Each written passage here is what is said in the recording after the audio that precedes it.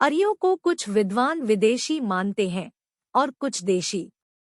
जो विदेशी मानते हैं उनमें अंग्रेज और वामपंथी इतिहासकारों के अलावा इनका अनुसरण करने वाले भी शामिल हैं, और जो लोग देशी मानते हैं उनमें भी मतभेद है। आओ हम जानते हैं कि आर्य कौन थे, आर्य और आर्यावर्त शब्द का अर्थ क्या है, और क्या आर्य विदेशी थे या कि भारतीय। इसके अलावा हिंदू शब्द की उत्पत्ति और उसका अर्थ क्या है। क्या है सनातन धर्म। आर्य का अर्थ श्रेष्ठ होता है। कौन श्रेष्ठ। वे लोग खुद को श्रेष्ठ मानते थे जो वैदिक धर्म और नीति नियम अनुसार जीवन यापन करते थे। इसके विपरीत जो भी व्यक्ति वेद विरुद्ध जीवन यापन करता था और ब्रह्मा को छोड़कर अन्य शक्तियों को मानता था, उसे अनार्य मान लिया जाता था। आर्य किसी जाति का नहीं बल्कि एक विशेष विचारधारा को मानने वाले का समूह था, जिसमें श्वेत, पित्त, रक्त, श्याम और अश्वेत रंग के सभी लोग शामिल थे। आर्य शब्द का प्रयोग महाकुल, कुलीन, सभ्य, सज्जन, साधु आदि के लिए पाया जाता है। आर्य कोई जाति नहीं बल्कि यह उन लोगों का समूह था जो खुद को आर्य कहते थे और जिनसे जुड़े थे भिन्न भिन्न जाति समूह के लोग। इस प्रकार आर्य धर्म का अर्थ श्रेष्ठ समाज का धर्म ही होता है। सायणाचार्य ने अपने ऋग्भाष्य में आर्य का अर्थ विज्ञ, यज्ञ का अनुष्ठाता, विज्ञ स्तोता, विद्वान, आदरणीय अथवा सर्वत्र गंतव्य, उत्तम वर्ण, मनो, कर्मयुक्त और कर्मानुष्ठान से श्रेष्ठ आदि किया है। आदरणीय के अर्थ में तो संस्कृत साहित्य में आर्य का बहुत प्रयोग हुआ है। पत्नी पति को आर्यपुत्र कहती थी। पितामह को आर्य, हिंदी आजा, और पितामही को आर्या, हिंदी आजी, अय्या कहने की प्रथा रही है। नैतिक रूप से प्रकृत आचरण करने वाले को आर्य कहा गया है। कर्तव्यमाचरण कार्यम कर्तव्यम नाचरन् तिष्ठति प्रकृताचारे स आर्य इति उच्यते। प्रारंभ में आर्य का प्रयोग प्रजाति अथवा वर्ण के अर्थ नहीं बल्कि इसका नैतिक अर्थ ही अधिक प्रचलित था, जिसके अनुसार किसी भी वर्ण अथवा जाति का व्यक्ति अपनी श्रेष्ठता अथवा सज्जनता के कारण आर्य कहे जाने का अधिकारी होता था। वाल्मीकि रामायण में समदृष्टि रखने वाले और सज्जनता से पूर्ण श्री रामचंद्र जी को स्थान स्थान पर आर्य व आर्यपुत्र कहा गया है।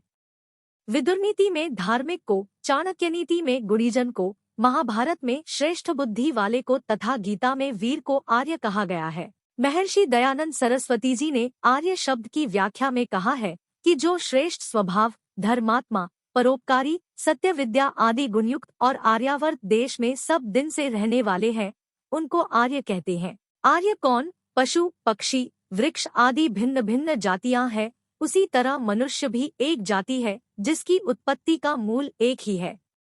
जाति रूप से तो मनुष्यों में कोई भेद नहीं है, परंतु गुण, कर्म, स्वभाव व व्यवहार आदि में भिन्नता होती है।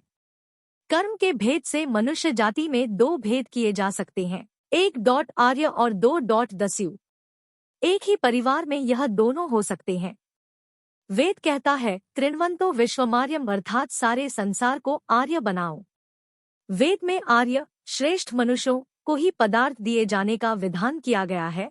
अहम भूमि मत दामार्याय, अर्थात मैं आर्यों को यह भूमि देता हूँ। इसका अर्थ यह हुआ कि आर्य परिश्रम से अपना कल्याण करता हुआ परोपकार वृत्ति से दूसरों को लाभ ही पहुँचाएगा, जबकि दस्यु दुष्ट स्वार्थी सब प्राणियों को हानि ही पहुँचाएगा। अत दुष्ट को अपनी भूमि आदि संपत्ति नहीं दी जानी चाहिए, चाहे वह आपका पुत्र ही क्यों न हो। रावण के पिता आर्य थे, लेकिन रावण एक दस्यु था। वेद में कहा है विजानह्याया ने च दस्यव, अर्थात आर्य और दस्युओं का विशेष ज्ञान रखना चाहिए। निरुक्त आर्य को सच्चा ईश्वर पुत्र से संबोधित करता है। वेद मंत्रों में सत्य, अहिंसा, पवित्रता आदि गुणों को धारण करने वाले को आर्य कहा गया है और सारे संसार को आर्य बनाने का संदेश दिया गया है। आर्यावर्त का अर्थ होता है श्रेष्ठ जनों का निवास स्थान। भारतवर्ष की इस संपूर्ण धरती के मध्य में आर्यावर्त था, जिसकी सीमाएं वक्त के साथ बदलती रही। यह मध्य भूमि सरस्वती के इस किनारे से लेकर सिंधु के उस किनारे तक फैली थी, जिसके चलते सिंधु और सरस्वती सभ्यता का जन्म हुआ।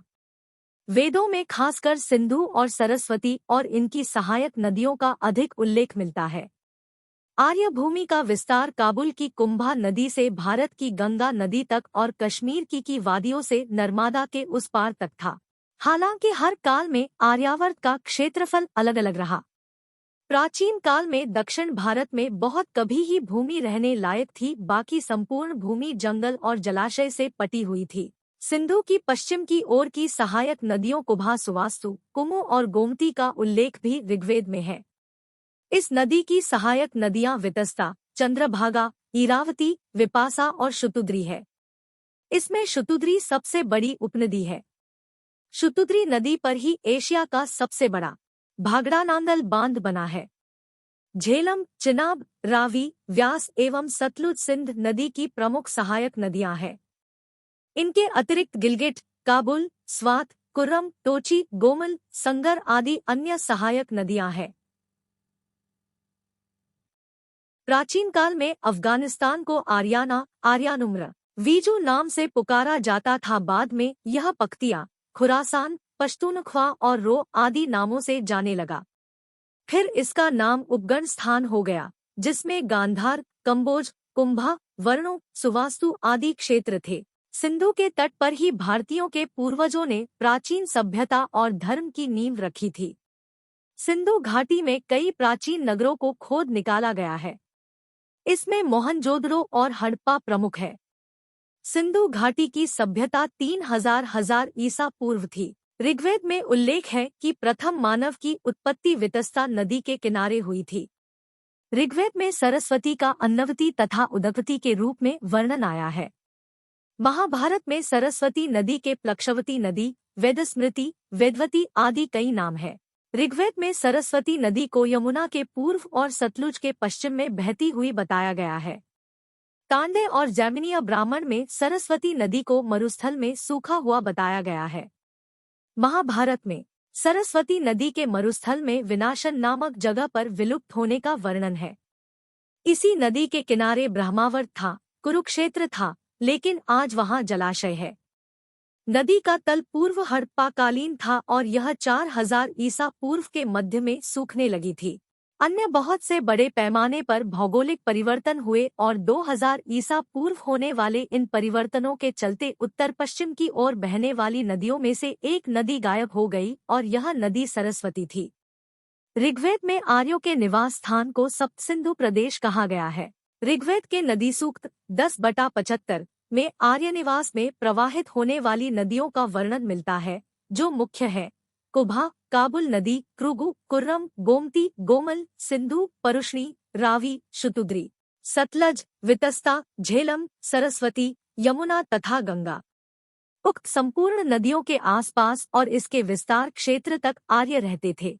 बृहस्पति आगम, विशालाक्ष शिव द्वारा रचित राजनीति के महान शास्त्र का संक्षिप्त महर्षि बृहस्पति जी ने बारहस्पत्य शास्त्र नाम से किया। फिर वराहमिहिर ने एक शास्त्र लिखा जिसका नाम बृहत् संहिता है। इसके बाद बृहस्पत्यागम की रचना हुई।